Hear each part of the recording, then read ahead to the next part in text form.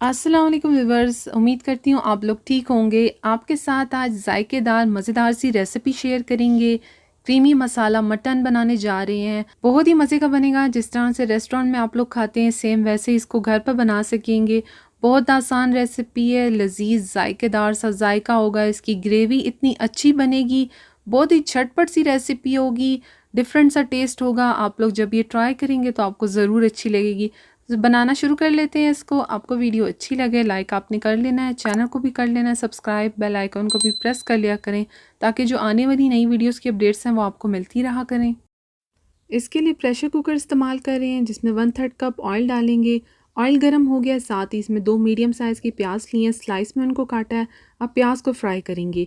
प्याज को यहाँ पर आप लोगों ने गोल्डन ब्राउन या लाइट ब्राउन नहीं करना, बस इसको इतना करेंगे इसका हल्का सा जो कलर है ट्रांसपेरेंट सा हो जाए। इसको बस ज़्यादा डार्क कलर का नहीं करेंगे। अगर आप लोगों ने प्याज को ज़्यादा डार्क कलर का कर दिया तो फिर आपका जो मटन का कलर है वो सही नहीं आएगा। अब इसके अंदर डाल देंगे यहाँ पर हाफ़ टी स्पून हम लोगों ने लिए हैं ज़ीरा, 10 से 12 काली मिर्च ली हैं, 1 बड़ी इलायची ली है, 3 लौंग ली हैं, 2 दालचीनी की छोटी स्टिक्स ली हैं और 2 हरी इलायची ली हैं। इलायची जो है काली और हरी इन दोनों में आपने हल्का सा कट ज़रूर लगाना है। तो बस ये डालकर आप लोगों ने प्याज को इसके साथ थोड़ा फ्राई करना है।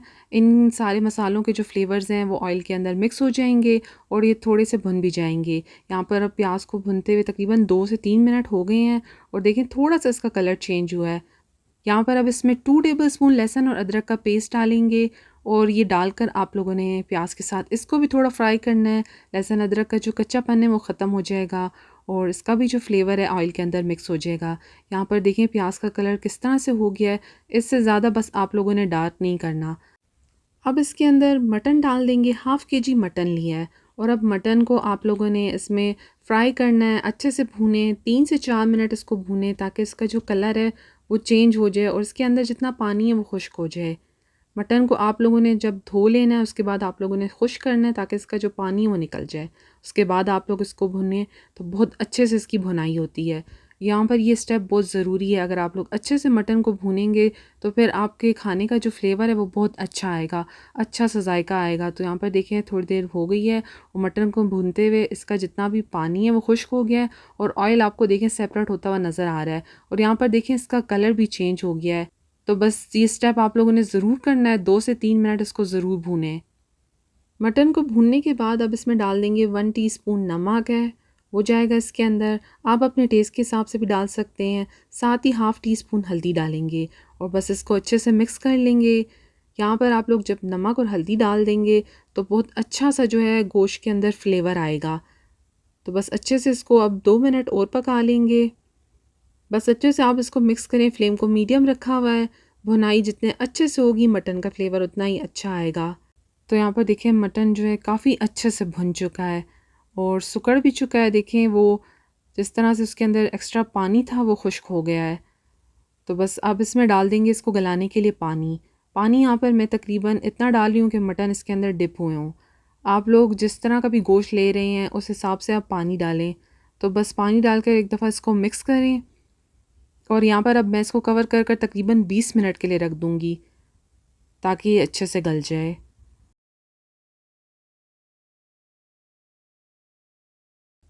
20 मिनट पकाने के बाद देखिए मटन यहाँ पर अच्छे से जो है गल चुका है और अब इसके अंदर थोड़ा सा पानी और है। बस इस पानी को जो है हमने थोड़ा सा खुश्क करना, बहुत ज़्यादा ड्राई नहीं करेंगे, बस हल्का सा इसको पकाएं यहाँ पर थोड़ी देर ताकि जो हमने प्याज डाला वो भी इसके अंदर अच्छे से जो है गल जाए। तकरीबन वो गल चुका है लेकिन थोड़ा सा और भी वो अच्छे से जो है गल जाए इसके अंदर। अब इसको कढ़ाई में डाल देंगे। बस कुकर का इस्तेमाल हम लोगों ने गोश्त को गलाने के लिए किया था ताकि वो जल्दी से गल जाए। तो बस ये देखें यहाँ पर अब हम लोगों ने कढ़ाई में सारा मटन डाल दिया है, सारा अच्छे से। अब ये देखें इसका जो पानी है थोड़ा और भी खुश्क हो गया है।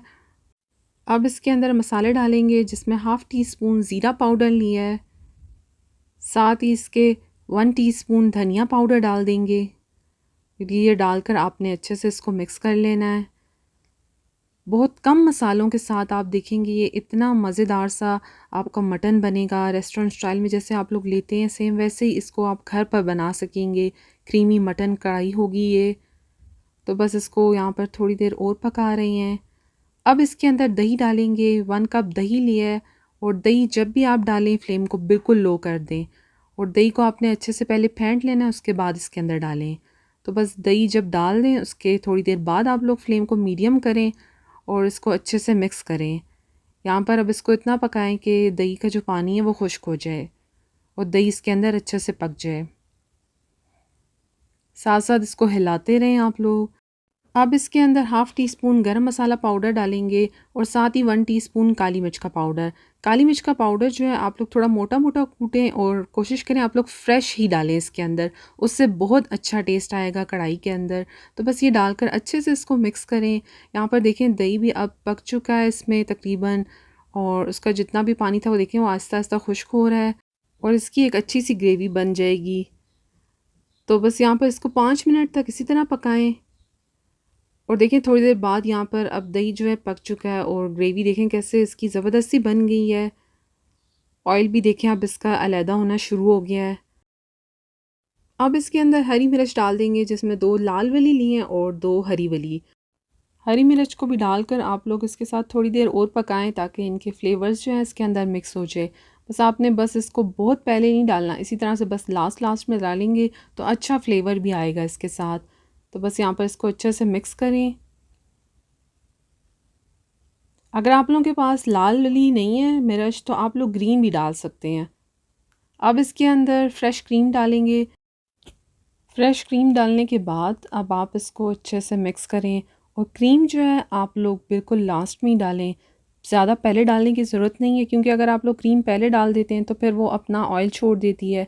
तो इस तरह से बिल्कुल बस 5 मिनट पहले ही आप लोगों ने क्रीम इसके अंदर डालनी है और थोड़ा सा बस पकाएं कि अच्छे से इसके साथ मिक्स हो जाए। क्रीम नहीं है तो जो घर की मलाई होती है वो डाल सकते हैं, उसको पहले आप अच्छे से मिक्स करें उसके बाद डालें। और यहाँ पर मैं थोड़ा सा हरा धनिया इसके ऊपर डालकर इसको एक दफ़ा और मिक्स करूँगी। तो बस बहुत मज़े की जो है यहाँ पर मटन क्रीमी कढ़ाई तैयार है। बहुत ज़बरदस्त रेसिपी है। अच्छे से बस मिक्स करें और ग्रेवी आप देख रहे हैं इस तरह से ही होनी चाहिए, इसको बहुत ज़्यादा ड्राई ना रखें, बस इतनी हो कि आप अच्छे से इसको थोड़ा सा रोटी और नान के साथ खा सकें। तो बस ये बिल्कुल तैयार है, इसको डिश में सर्व कर लेंगे।